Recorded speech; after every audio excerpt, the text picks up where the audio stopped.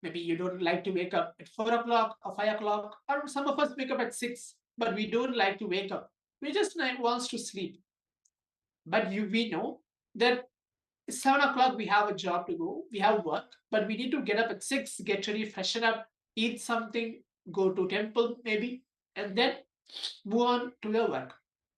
But what do we do when someone comes and wakes us up at 6 o'clock, or our alarm? Not even someone, keep it as our phone alarm. It just rings telling that we have to wake up at 6. Either we get angry or we get so frustrated, or we just switch off the alarm telling, oh, why should I wake up? It's going against it. It's just as simple as that. It's just going against the life. But we know if we don't wake up on time, we don't make it at the work for 7 o'clock. If we don't make it at work, all of us know what happens. And our day goes in a mess. It's as simple as that. Some of us maybe choose against life decisions based on our mood. It can be our eating habit, sleeping habit, studying habit, or the way we relate to people. Everything based on our mood swings or our thought process, our thought patterns. I can give one more example as well. When our close, near and dear ones who know end to end about ourselves are coming and just asking us some or other questions, speaking, but it may be that's the time, it's a lunch time or evening snacks time. Someone is coming and just asking something, speaking to you. But if you are completely mood out, or you feel like, no, I'm not ready to answer this person, even though that person is genuinely asking something, you just maybe you throw harsh words on them. You just tell, no, I don't have time to respond to you. That is not going against life, but you're causing suffering also to someone. This is a very simple day-to-day basis of the suffering which we are going through. So pin down all the decisions we have taken that are against life, that have caused us suffering for yourself, for others. Let's take a few minutes now to write down everything that first, and then ferociously from your very inner space, remembering Swamiji, decide from today that you will take decisions that are always for life, pro-life, doing everything for Swamiji, for Kailasa, for life which is happening in and around you. And then the final step, decide to complete all the decisions in your past that you have taken against life. This way, it will free yourself from all the bondage you have created and will liberate you from all the karmas. Many of us may even have a doubt how to decide to complete all the decisions in our past. Past, it has happened. It is still affecting our present. It may affect our future as well. Swamiji has given a very beautiful step, which is called relive and reliving. Look into yourself, go back to the very incident. It can be a childhood incident, or it can be maybe 3 days back, or it can be even a few years ago. But go back to the very incident, go back to the very you, the very person, who you are, how you were, how you reacted to that person, to the situation, or to that person, how you went against life, how you said no to life. Go back and look into that whole incident step by step clearly. You may feel so frustrated. You may feel, why I'm doing this? I don't like to go back there. It feels so painful. I should not happen. I should have just changed it. Yes, all those thought currents will start coming down because you are actually completing, going against everything what you're actually supposed to do, and you're completing with it. All those bondage, pain patterns, everything will completely reduce. So when you're reliving, doing the process, reliving and reliving, seeing, go back to the very incident, go back to the same person who you are, look the whole incident and just glance through the whole incident. After that, decide, yes, so now I know what has happened and I'm reliving now, dropping the past, declaring ferociously in your inner space, remembering Swamiji, all these are against life. From now, I'm going to be for life, pro-life, yes for life, positivity for life. Hope all the participants are able to understand and get along with me till now. So let's do this process as we're going to break our karmic pattern in this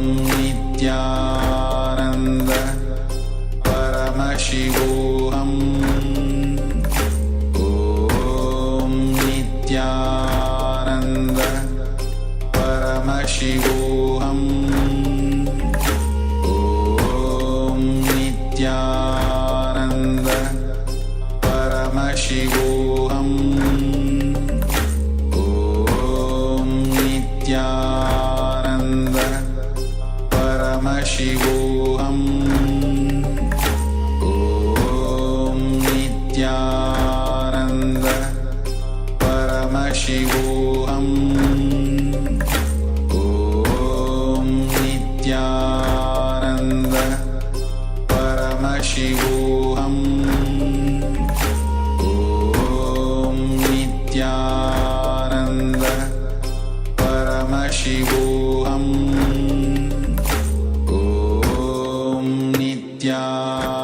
Nityananda Paramashivoham Om Nityananda Paramashivoham Om Nityananda Paramashivoham Om Nityananda Paramashivoham Om Nityananda Paramashivoham Om Nityananda Paramashivoham Om Nityananda Paramashivoham Om Nityananda Paramashivoham Om Nityananda Paramashivoham Om Nityananda Paramashivoham Om Nityananda Paramashivoham Om Nityananda Paramashivoham.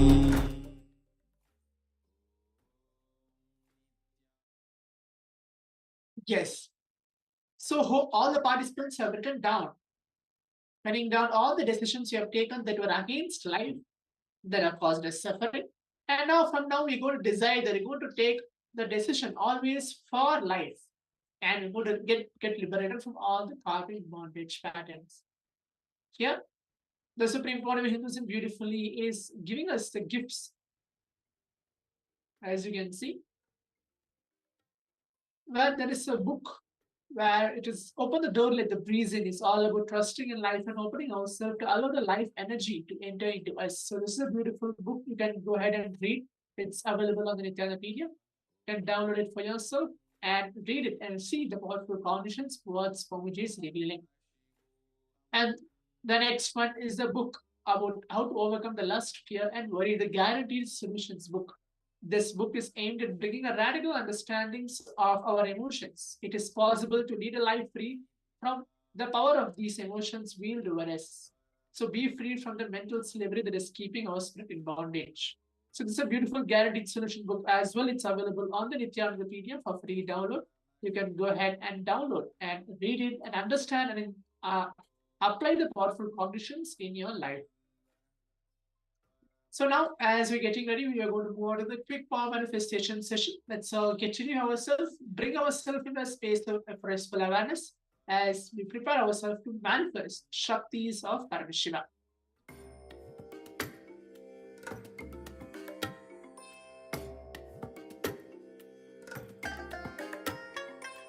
I bless you all.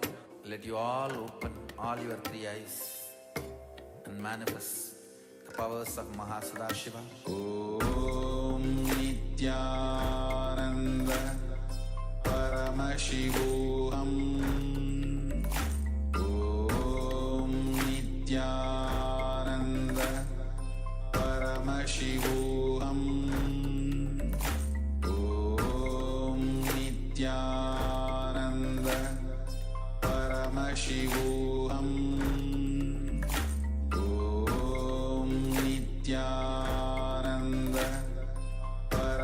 Paramashivoham. Yes. So now let's all enter the power manifestation, manifesting Shaktis of Paramashiva. The next 21 minutes manifesting Shaktis of Paramashiva. Let's all see what Swamiji is having for all of us in today's power manifestation segment. In today's session, we are going to be learning about manifesting the power of body scanning.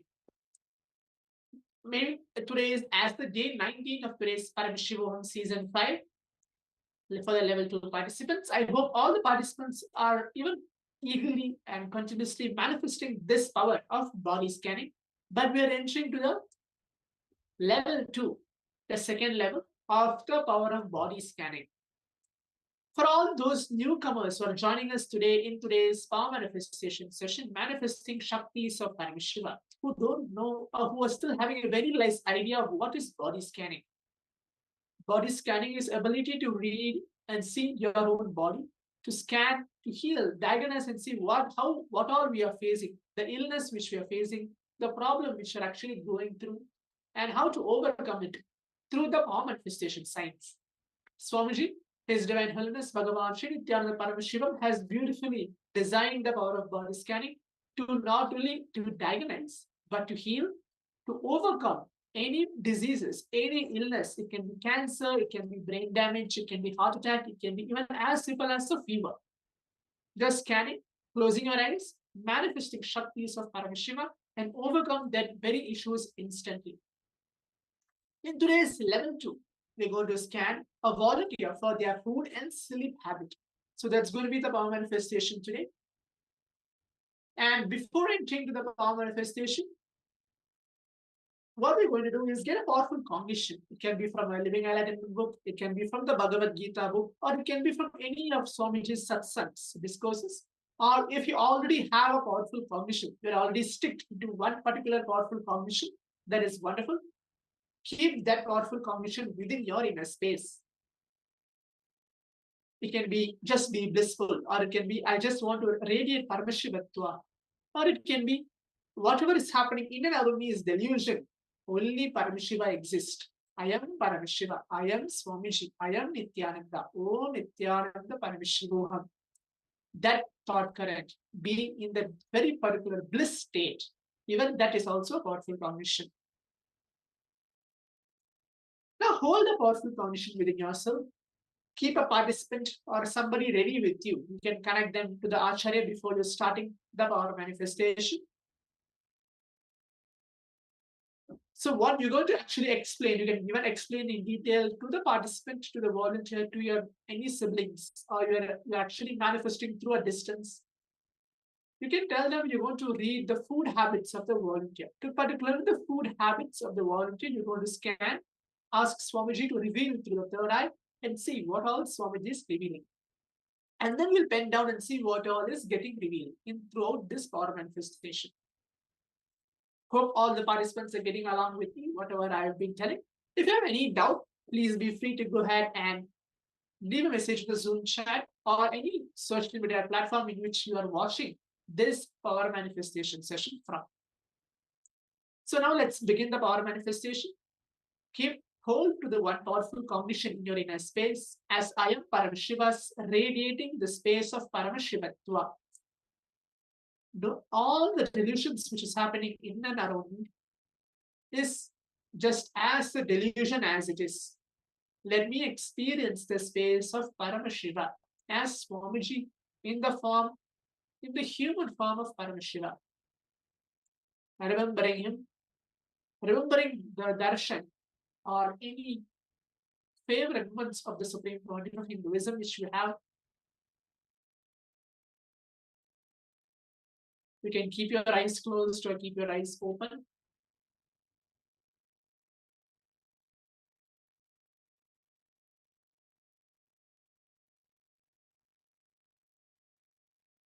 Start chanting the Mahavakya intensely. You're going to scan the other person, your volunteer participant, you're going to scan the person's food habits. Just scan and see whatever Swamiji is showing for the next few minutes of the entire power manifestation segment. Start chanting the Mahavakya. Om Nityananda Paramashivoham.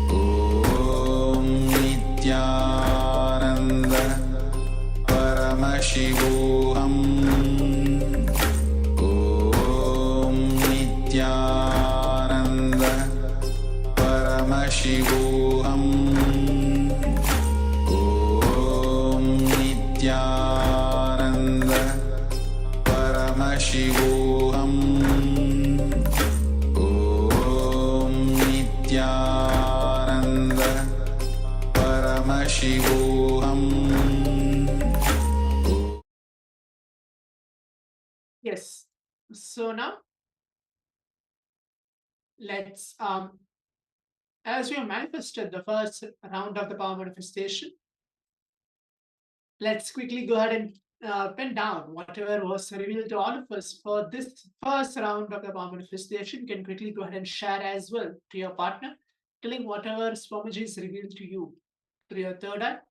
What are the food habits which are able to see which Swamiji is revealed to you through your third eye in this first round of the power manifestation? Let's do that now for the first round.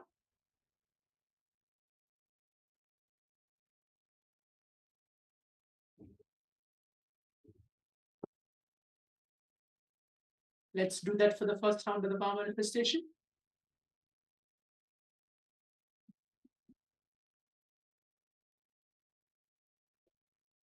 And you can actually go ahead and verify, and you can share as well on the Zoom social media or on the Zoom chat as well, telling yes, this is what Swamiji is revealing to me in this round of manifestation.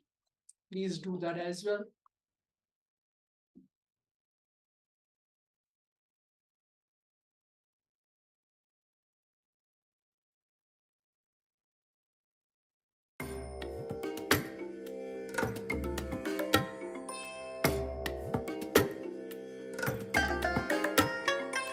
I bless you all. Let you all open all your three eyes and manifest the powers of Mahasadashiva. ॐ नित्यानन्द परमशिवोऽहम् ॐ नित्यानन्द परमशिवोऽहम् ॐ नित्यानन्द परमशिवोऽहम् ॐ नित्यानन्द परमशिवोऽहम् ॐ नित्यानन्द परमशिवोऽहम् ॐ नित्यानन्द परमशिवोऽहम् ॐ नित्यानन्द परमशिवोऽहम् ॐ नित्यानन्द परमशिवोऽहम् ॐ नित्यानन्द परमशिवोऽहम् ॐ नित्यानन्द परमशिवोऽहम् ॐ नित्यानन्द परमशिवोऽहम् ॐ नित्यानन्द परमशिवोऽहम् ॐ नित्यानन्द परमशिवोऽहम्. So yes, I hope all the participants now have shared your experience of the power manifestation, and you can even put a message in the Zoom chat or the social media platforms telling yes, what are the different revelations did the Supreme Pontiff of Hinduism shared to you during this during this session of the power manifestation. So now let's enter to the second round as well, as we're going to get a participant, a volunteer again. If you have a same participant as well, that is also okay. But please keep the please inform the participant that you're going to be actually scanning the food habits of the particular volunteer. So what we're going to do is again sit, close our eyes. Remember Swamiji in the space of oneness through our third eye, and you can even request the participants as well to sit in a meditative space as we're going to sit and chant the Mahavakya along, looking into it how we have been manifesting. If in the first round of the power manifestation, if you have had any breakthrough, if you're able to see a particular habits, and the other volunteer as well are telling, yes, that's actually correct, and I've been manifesting. That's actually congratulations that you have been manifesting as well. If you're able to have the breakthrough in the first round of the power manifestation, that's good. But if you don't, if you're unable to have, if you're still thinking, I need to manifest more, we'll be having the second round as well. We'll be continuously guiding, manifesting, and guiding a step by step to have this conscious breakthrough during the power manifestation. Manifesting Shakti is all about just raising your very frequency to the higher level. So that's what Swamiji very beautifully tells, that when we continuously manifest Shaktis every single day, spend 21 minutes to 42 minutes, despite of whatever routine we have, spend 21 minutes, 40 to 42 minutes on the power manifestation, manifesting, allowing Paramashiva to flow through you. You will see a huge change happens in your inner space. So now let's enter the second round. Let's all sit straight, close our eyes. Or you can even open your eyes as well. Anything whichever you feel comfortable, any of the participants whichever you feel comfortable with. Remember Swamiji in your inner space.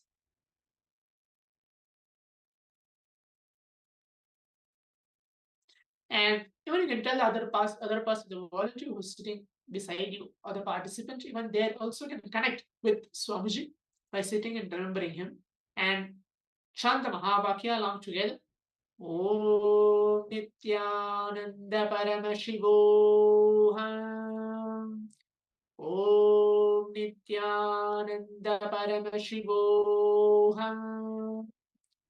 Om Nityananda Paramashivoham. Keep chanting the Mahavakya and see what are the different revelations Swamiji is going to reveal to all of you during this round of power manifestation.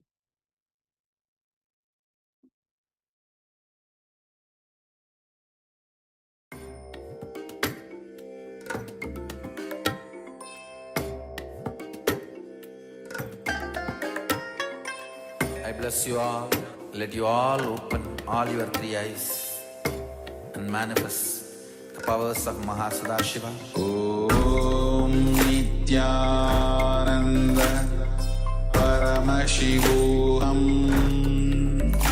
Om Nityananda Paramashivoham. Om Nityananda Paramashivoham. Om Nityananda Paramashivoham.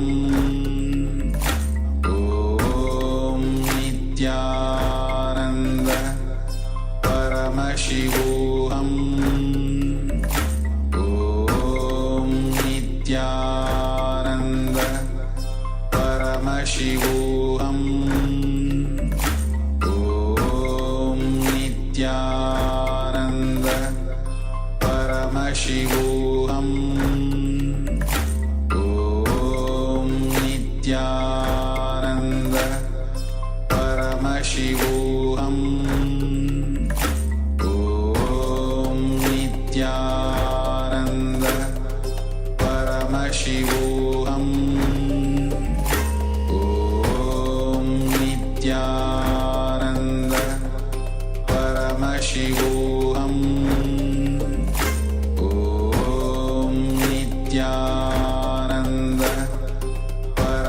Paramashivoham.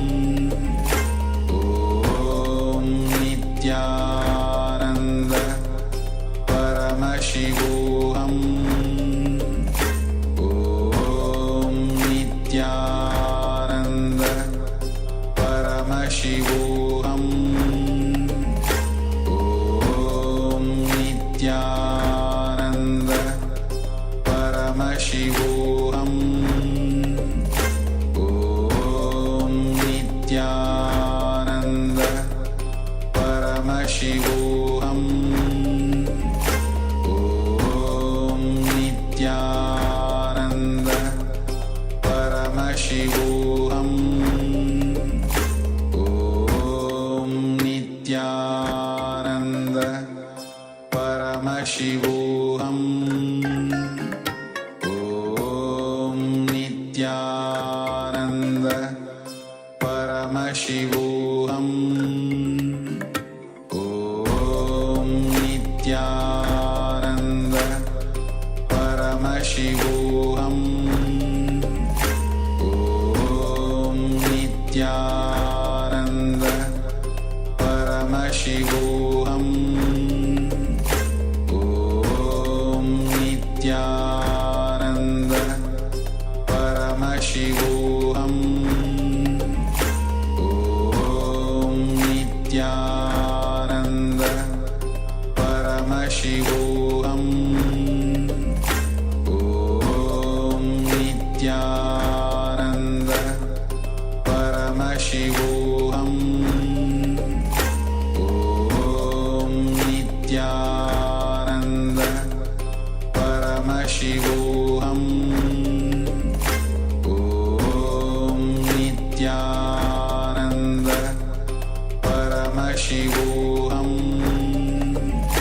Om Nityananda Paramashivoham Om Nityananda Paramashivoham Om. Yes. So as we have completed the second round of the power manifestation, manifesting Shaktis of Paramashiva, let's all now sit straight. As we're going to prepare ourselves, we're going to move on to the next segment. We're going to understand, go through the fundamental concepts and fundamental cognitions of karma and different layers in our body. Let's prepare ourselves as we go to hear, as we go to listen and internalize and see what all the different types of karmic patterns are there and how we can complete with it. And are we suffering from any one of those foundational karmic pattern which we are going through? So let's prepare ourselves to do that as we want to move on to the next session.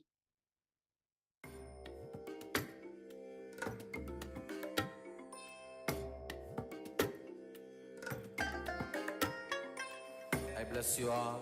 Let you all open all your three eyes and manifest the powers of Mahasadashiva. Om Nityananda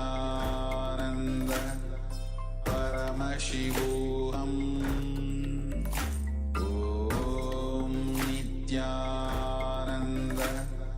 Paramashivoham Om Nityananda Paramashivoham Om Nityananda. So yes, so now let's all begin as we're entering to the foundational concepts of what is karma and how can we change the situations, the surroundings in our own breathing space. Swamiji very beautifully tells how is karma created, either through the vasana, which are the seed of desire. What is actually vasana? For example, if you're walking and it happened to see that you're dazzling a necklace displayed outside of a shop, a desire arises inside you to possess it, to get it. Oh, you feel that, oh, that necklace is there, I want it. Or the ring, which is very beautiful, I want it. This is vasana, which is a seed of desire. That's the most basic thing where it creates the karmic pattern or the karma created in our being. That is called vasana. And then next, again, how is karma created? Through samskara. Samskara is a plant that grows when the seed of vasana sprouts. So what is vasana? It's a desire, the seed of desire which is happening and which is getting sprouted within your inner space. The corruption that happens to the inner space is what we call samskara, or we can name it as engraved memories. Here Swamiji very beautifully tells it's called engraved memories. Desire, which is there, which is sprouting within our inner space, is called vasana. As simple as we are seeing something and we get attracted to it, we get possessive to it. It can be anything. And karma starts from there as well. And then it goes to samskara, where the plant inside, when the vasana, the desire sprouts, grows, and we added the samskara, the corruption part of it, of all the engraved memories into it. From that also, the karma gets created. How is actually karma getting created? So these both, as we went through, the desire, the vasana, and the samskara, the engraved memories, they are the memories that go and sit in your inner space and pull you through the same experience repeatedly. They pull you to the same kind of actions repeatedly, pull you to run through the same kind of thought patterns even if you don't want to. Any samskara that is operating in your conscious,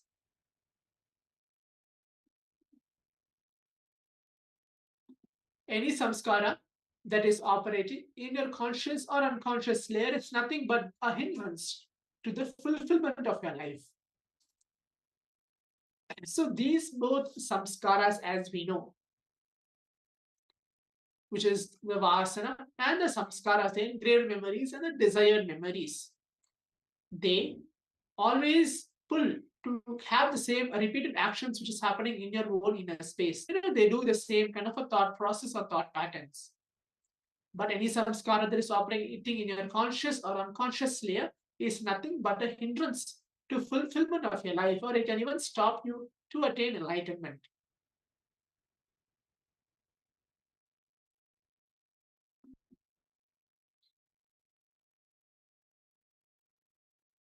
And Swamiji very beautifully tells, no samskara is good. Any inner space filled with samskara is hell. Any inner space without samskara is heaven. For those of the participants who are even just newly joining, who is even putting a message and asking, what is actually samskara? Again, repeating, samskara is an engraved memory within your own inner space. Vasana is a desired memory which you always get possessed with. And the vasana space sprouts inside you. And the samskara are the engraved memories. And here Swamiji is telling, through these both, karma creates. And no samskara is good. An inner space filled with samskara is hell. An inner space filled without samskara is heaven. Anything done out of samskara adds more and more bondage to you, more and more suffering to you.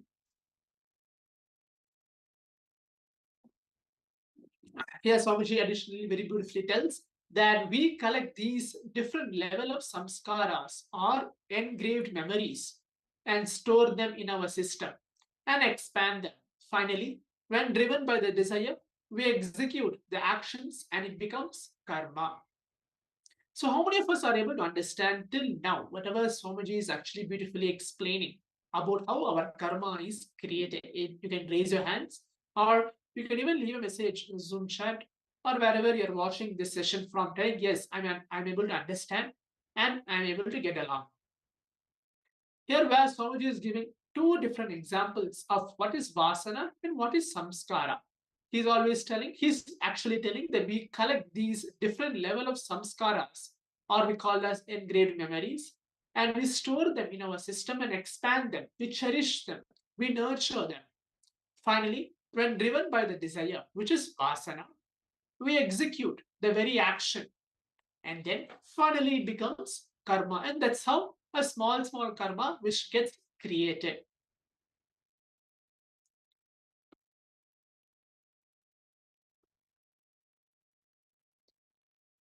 So hope all the participants are able to get along. Now let's move on.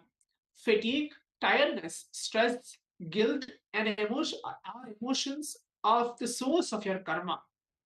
Repeating again, fatigue, tiredness, stress, guilt these are different emotions and are the source of the karma. And we have 7 energy layers in our body. All of us may know, some of us may know, some of us are still not having the idea what are the 7 energy layers in our body. We store different samskaras in each of the 7 different layers.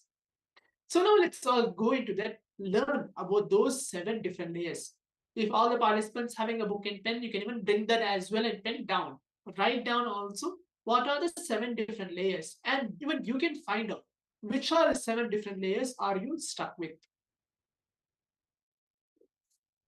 The first layer, again I'm repeating, the fatigue, tiredness, stress, and guilt are the emotions which are the source of our karma. The first layer is the physical body layer that you carry made out of flesh and blood. The samskara related to the chronic fatigue or tiredness is stored in the physical body. That's the first layer. Again, I'm repeating. The first layer is the physical body layer that you carry made out of flesh and blood.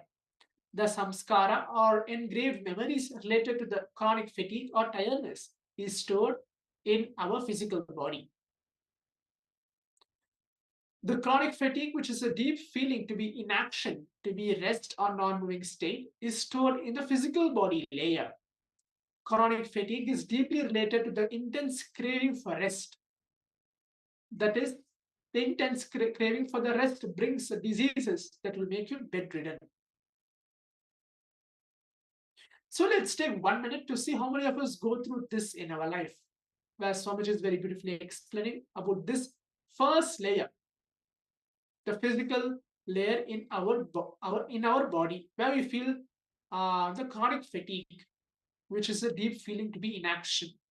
Let's take a minute and go through and see how many of us go through this, and then we'll move on to the next step.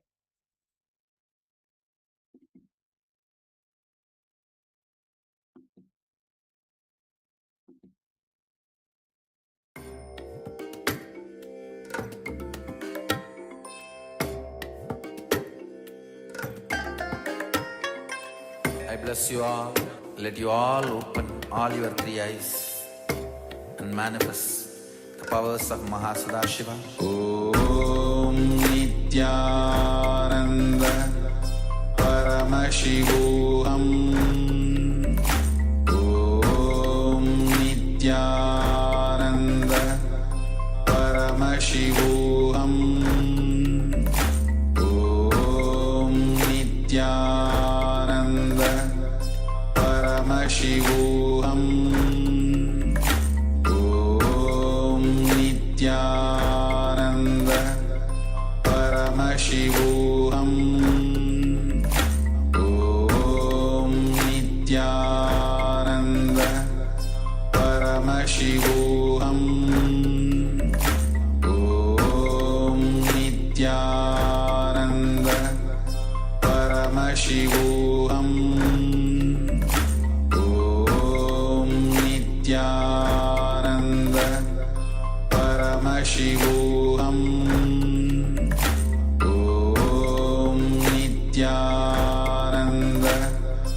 Paramashivoham.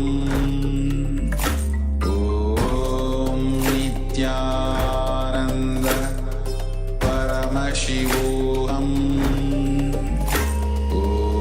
Om Nityananda Paramashivoham. Om Nityananda Paramashivoham. Om Nityananda Paramashivoham. Om Nityananda. So yes, so now let's move on to see the next step is tamas. Tamas are the attribute of inaction. When the deep desire for a vacation or the deep desire for rest, the chronic fatigue leaves your system, 90% of your spiritual journey is over. The first layer, samskara, is the worst problem where we can have. The second layer now we are entering into is made up of the prana movement inside our body, the life energy, the prana movement which is in your body. The prana is actually the life energy that you take in you when you breathe. Air is the medium that brings in prana for sustaining the life in our body. The samskara related to the desire are stored in the prana, the breathing space. That is why whenever your desires are changing, suddenly you will see the breathing pattern are also changing within you. How many of us are able to see that? When our desires change or our desires differs, our breathing pattern also change. Just looking and see. The third layer I hope all the participants are able to get along the first two layers as well. The first layer is the physical body layer. The second layer is made up of the prana movement, the life energy inside your body. So now let's move on to the third layer. The next layer is the mental body layer. The continuous words or thoughts that inner rises in you are called inner chatter. The inner chatting that is continuously going inside you, inside of you, is a mental body layer. All of us have the inner chatter, which we have unnecessary conversations which is going on. The next is a pranic layer, which is the second layer where you store your thoughts about your life, how your life should be. In the mental layer, you store your engrams, how your life should not have been. This layer is basically built on guilt, powerlessness. The fourth layer is the emotional layer. Intense inner chatter that does not respond to your logical analysis is what we call emotions. All of us have different various emotions. It can be happiness, sad, anger, jealousy, but all those emotions are the intense inner chatter that does not respond to our logical analysis is what we call as emotions. The fourth layer, which is emotional layer, is a very pain and a very powerful layer. You don't need any action or information to strengthen the engrams.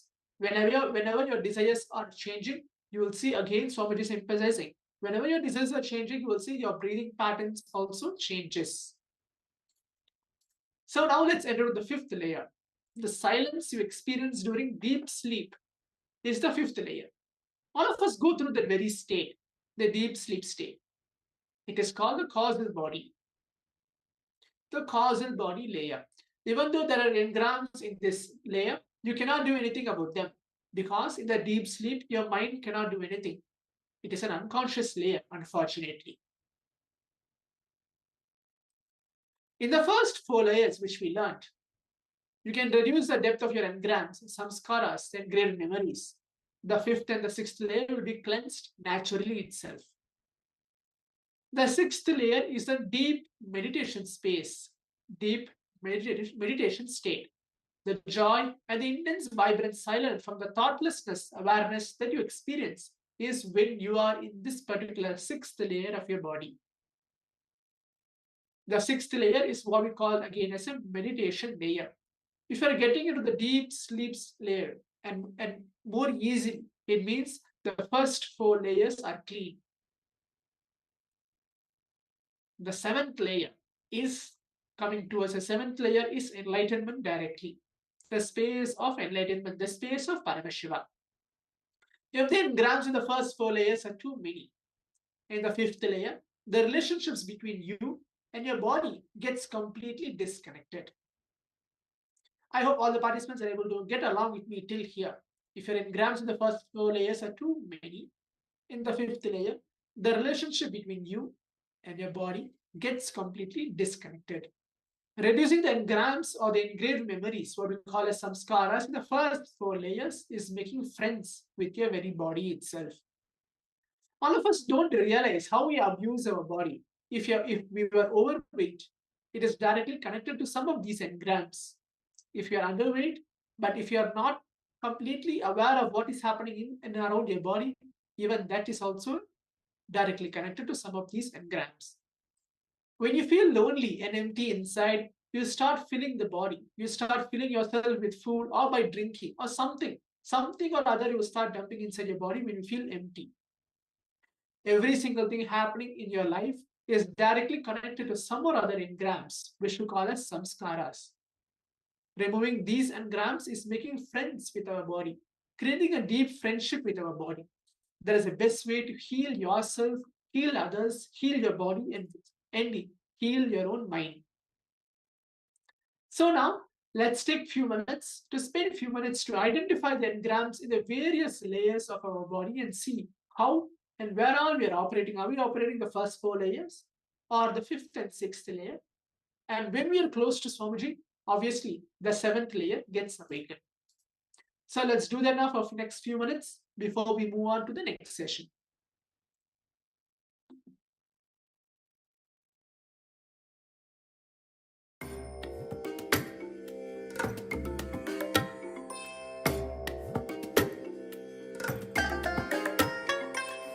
bless you all. Let you all open all your three eyes and manifest the powers of Mahasadashiva. Om Nityananda Paramashivoham. Om Nityananda Paramashivoham.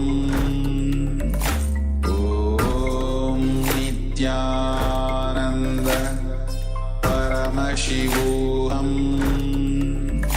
Om Nityananda Paramashivoham. Om Nityananda Paramashivoham. Om Nityananda Paramashivoham. Om Nityananda Paramashivoham. Om Nityananda Paramashivoham. Om Nityananda Paramashivoham.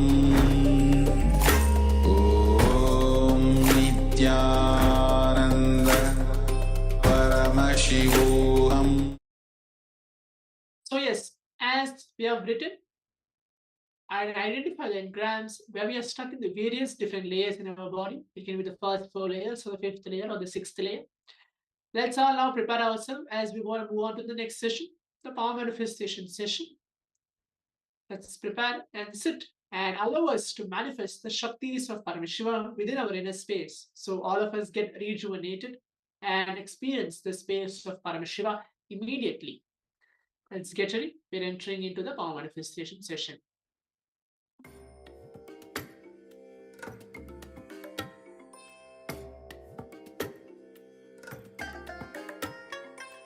I bless you all. Let you all open all your three eyes and manifest the powers of Mahasadashiva. Om Nityananda Paramashivoham.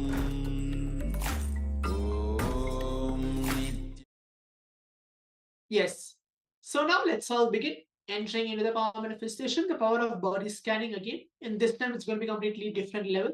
The last round we were doing about scanning the food habits of a particular volunteer. In today's body scanning, it's going to be completely different. Let's get ready for that. In today's body scanning power, the ability to scan your body, what we're going to do is we're going to sit and scan first your own body. Last time we scanned the other person's food habit and sleep habits. This time we want to redo into ourselves.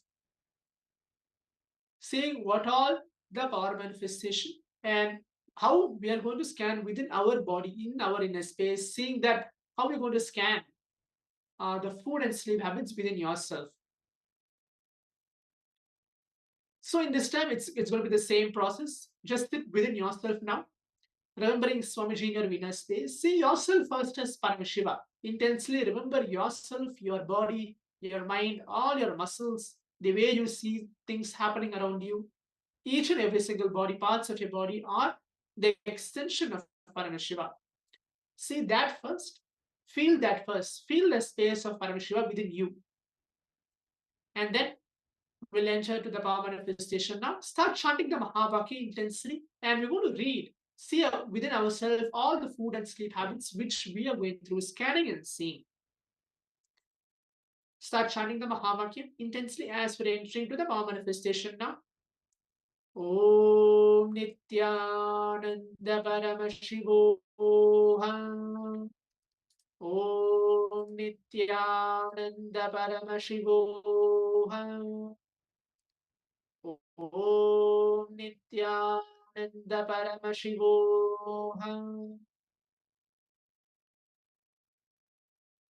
Just see what all Swamiji is going to reveal through you during this entire few minutes of the power manifestation which we're going to have.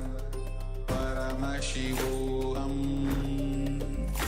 Om Nityananda Paramashivoham Om Nityananda Paramashivoham Om Nityananda Paramashivoham Om Nityananda Paramashivoham Om Nityananda Paramashivoham Om Nityananda Paramashivoham Om Nityananda Paramashivoham Om Nityananda Paramashivoham Om Nityananda Paramashivoham Om Nityananda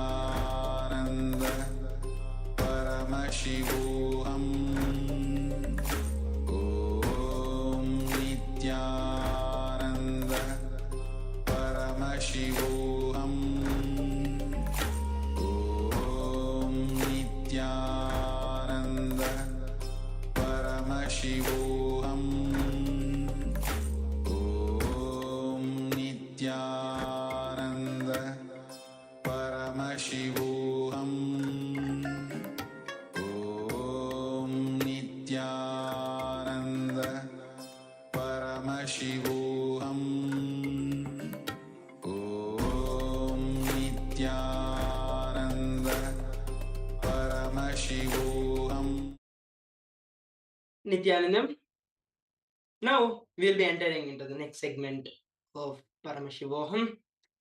We're going to be entering into the segment Reinvent Your Thoughts for Having a Karma Breakthrough. Truths about karma.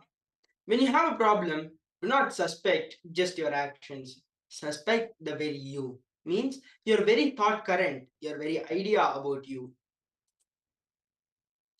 Suspect that very you, because change, transformation, reinventation of yourself, having a breakthrough from double in simple decision of suspecting your very thought current. You become what your intent is. If you create thoughts, words, or actions that do not emanate from deep awareness, but from a suspectful layer, then you create karma, and for that people, you too fulfill those suspectful thoughts, words, or actions. Your life is nothing about totality of consciousness choice that you consciously make. Whether you want or not, directly or indirectly, you're choosing everything. Someone else does not choose. It is you who chooses it.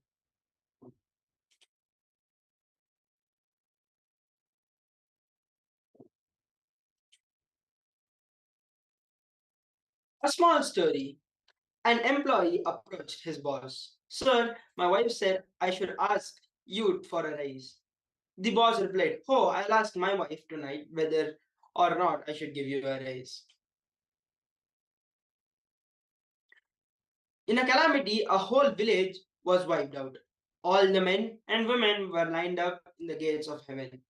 The divine said, I want men to form two lines. The men who dominated the women on earth shall be in one line. The men who were dominated by the women shall be in the second line.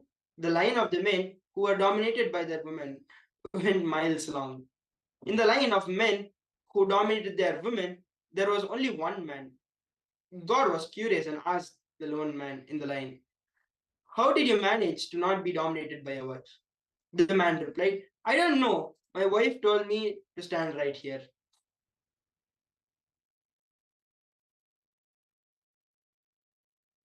We make thousands of decisions unconsciously in a day, whether it is thinking or doing. It is done unconsciously without awareness.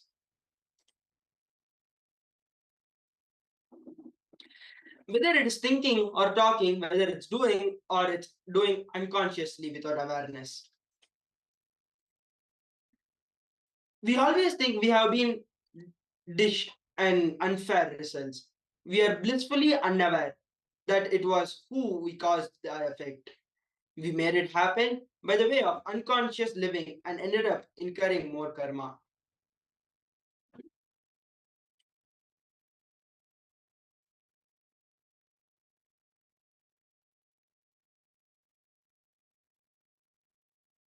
A small example can make you understand this basic truth. If somebody criticizes you, you choose to get offended.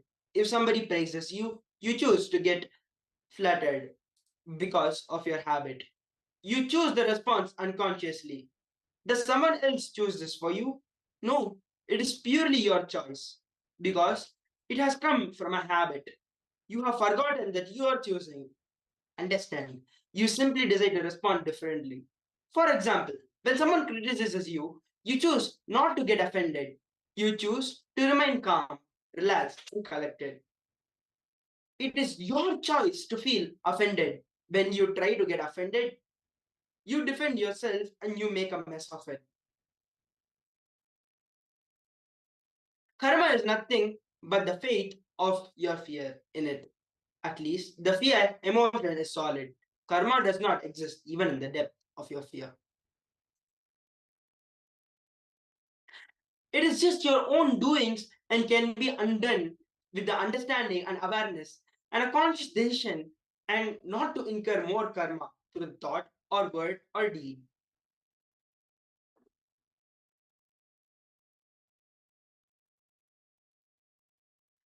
When you have had even one glimpse of pure consciousness, no karma can influence you. Karma can work on you only as long as you have the thoughts. In conscious awareness, you go beyond thoughts. So naturally, you will start ruling over your karma. Any meditation, when done intensely, can give you a glimpse of consciousness, the truth. When we talk about karma, people think that in order not to accumulate new karma, they should fall into inaction. No.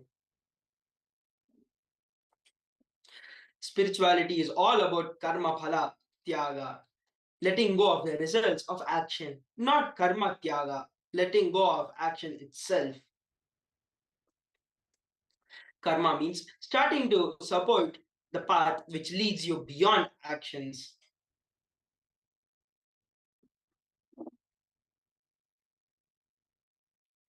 If you know meditation leads you more and more towards the space of beyond action, if you are convinced unclutching leads you more and more towards the space beyond action, support that, encourage that, enrich that in your inner space.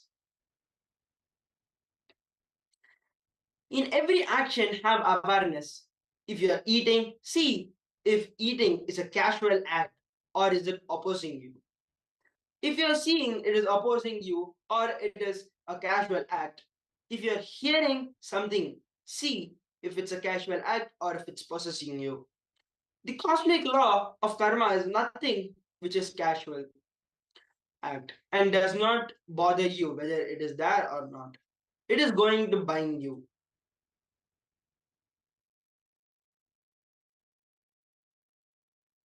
Karma means action. Action be of two types. It can either be a reaction or it can be a response. When somebody insults another and that person becomes angry, he has made himself believe that way he wants now. If he apologizes, the mood suddenly changes. Reaction is karma.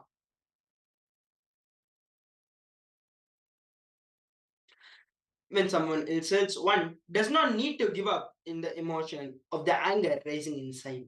Just listen to what he's saying objectively without judging whether it is good or bad, right or wrong. This science of completion is the most sacred secret revealed by Sri Krishna in the Bhagavad Gita, which is the most powerful Raja Vidya Rajaguhyam, the royal secret and the royal knowledge. The first strong cognition you receive in your life, which influences you to continue to function based on the same cognition, is the root thought pattern. Root thought pattern. It is the pattern you develop when powerlessness takes over you for the first time in your life.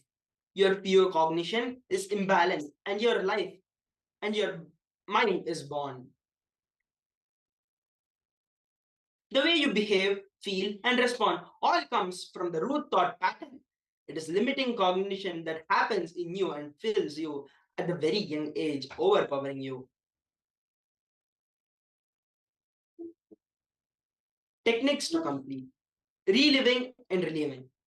Sit in a meditative mode, close your eyes, and one by one bring to the surface each of your pains. Relive the wounds completely. Do not console yourself. Open your eyes and write it down in detail. Write it in detail as a way as possible. You will see that you're free from all the feelings that you're carrying inside you. Sit and pen down when you started creating the pain pattern and complete. Your tiredness is a pain pattern. Boredom is a pain pattern. Being non-focused is a pain pattern. Getting irritated from pain pattern. Anything which you have other than samadhi is a pain pattern.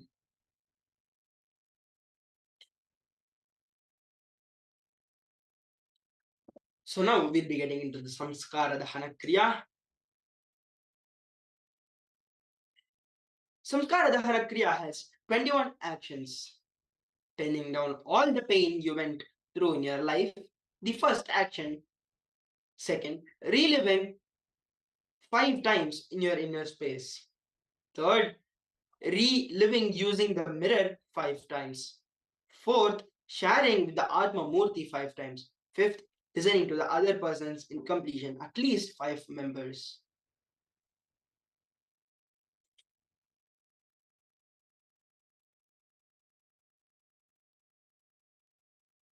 So now, let's take some time and start off with the Samskara Dahana Kriya. So please everyone, get a pen and paper and start penning down all the pains you went through in your life. The earliest possible thing you remember, start reliving it. Not remembering it, reliving it. Just remember everything. If you were wearing a red shirt at that time, visualize yourself. Feel yourself as wearing a red shirt and feel yourself as that small kid at that time. And visualize yourself and feel yourself as that kid and go through the same incident and write it down in detail. So please take a few minutes, start penning down.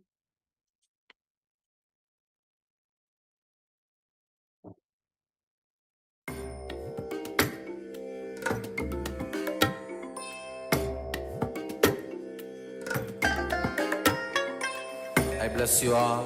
Let you all open all your 3 eyes and manifest the powers of Mahasadashiva. Om Nityananda Paramashivoham. Om Nityananda Paramashivoham.